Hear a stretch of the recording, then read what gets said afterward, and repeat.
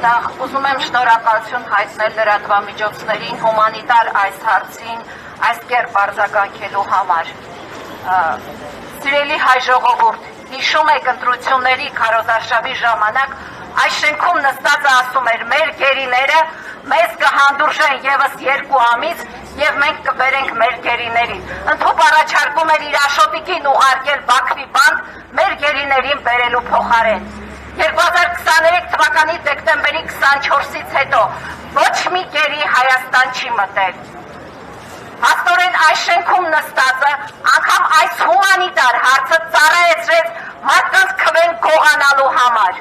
Այստեղ շատ է հնչում, որ նամակներ են ուղարկվել, այո, վերջին ամիսների այս ճնշումը բերեց նրան, որ Եվրախորհրդարանը ճնշող մեծամասնության բանաձև ընդունեց։ Բայց եկեք ուղիղ նայենք այս ամեն ինչին։ Տասնյակ նամակներ են գրվել միջազգային ամենատարբեր կառույցներին։ Պատասխաններ ենք ստանում, որ այս շենքում նստածը չի ուզում շոշափել այդ հարցը։ Այս շենքում նստածը գերիների, անհետ կորածների հարցը ծալել ու իր գրպանն է դրել։ Մենք այսօր ոչ թե պետք է դիմում գրենք իրեն, որովհետև քիչ առաջ մեր բանախոսներից մեկը ասաց դիմում ենք գրել, այդպիսի դիմումները այո ուղարկվում են արտգործ նախարարություն, այնտեղ ծալվում ու դրվում են իրենց դարակներում, որովհետև այս հարցը այս իշխանության համար Ալիևի հետ փակված է։ Էլ չեմ ասում, որ այս իշխանությունը մեծ վախեր ունի գերիների վերադարձից։ Մենք Բաքվի բանտերում չունենք միայն 23 գերի, մենք միջազգային մարդու իրավունքի դատարանում ունենք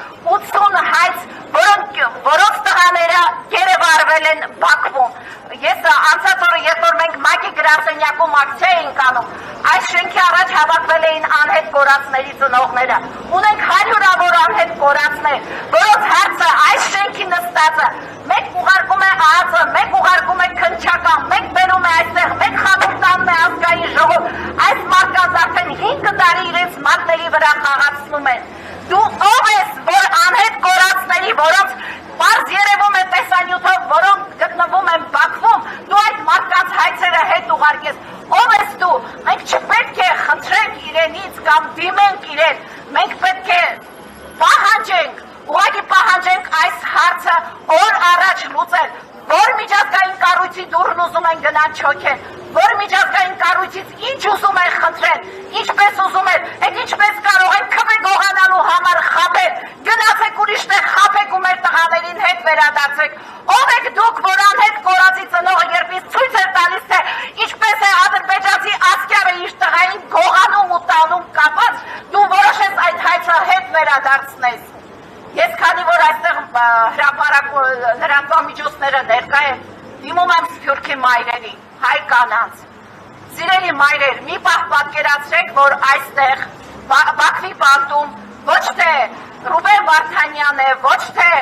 Գոր Սուջյանն է, ոչ թե մեր անհետ կորած տղաներն են, որոնք եւս Բաքվի բանտում են, այլ պատկերացրեք մի պահ, որ ձեր որդիներն են։ Դուք ձեր գլուխը ինչպես եք դնելու բարձին։ Դուք ամեն հարցում ակտիվ եք գտնվել։ Այս շենքում նստածի գործողությունների արդյունքում դուք այսօր զատվել եք, նեղացել եք։ Բայց ես հիմա խնդրում եմ ձեզ, համահայկական ալիք բարձրացրեք Սփյուռքի բոլոր գաղթօջախներում։ Այս շենքում նստածը չի կարող միայնակ որոշել, թե Բաքվի բանտերում նստած մեր տղան պիտի վերադառնա, թե չէ։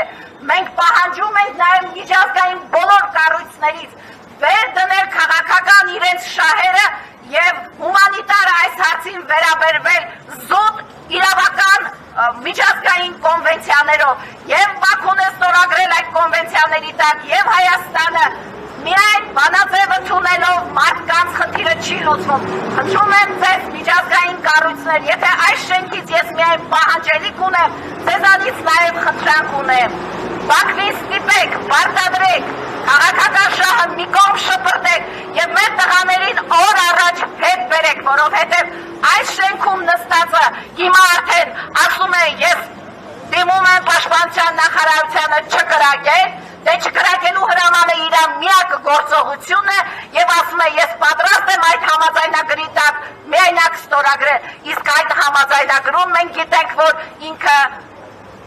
գերիների անհետ կորածների հարցը ընդհանրապես չեզոքացրել է։ Եվս մեկ անգամ դիմում եմ ողջայությանը, Սփյուռքում ապրող մայրերին, կանանց, համահայկական ալիք բարձրացրեք, որովհետև այս հումանիտար հարցը վաղը կարող է յուրաքանչյուրիս դռան առաջ չոքել։ Շնորհակալություն։